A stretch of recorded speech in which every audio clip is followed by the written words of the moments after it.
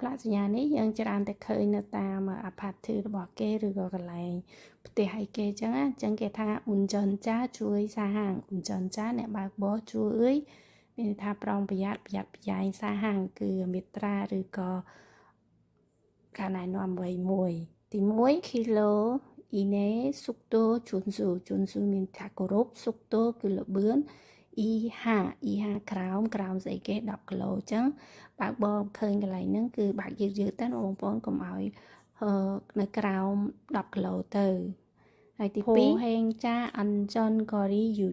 UG មានទីថាយើងរក្សាអីគេអាន់ចនកូរីគឺផ្លូវឬក៏គម្លាត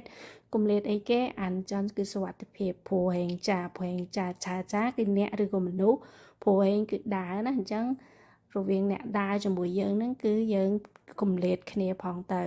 មកទៀតព្រោះហេងចាអ៊ូសនធុងហេង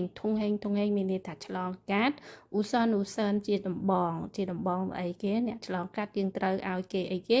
ព្រោះហេងចាគឺឲ្យអ្នកដើរគេទៅជាចម្បងអញ្ចឹងយើងគឺស្តុបបន្តិចឬក៏ឈប់បន្តិចឬក៏បន្ថយល្បឿនទៅឲ្យអ្នកដើរគេទៅមុនហើយក្រោយគេថា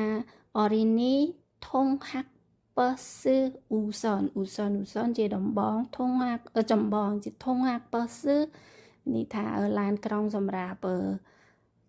សាលាទៅរៀនរីនេះមានន័យថាក្មេងអញ្ចឹងក្មេងដែលគាត់ជិះឡានក្រុងសាលាហ្នឹងឲ្យឡានហ្នឹងទៅមុនទៅអញ្ចឹងយើងកុំបច្ចេក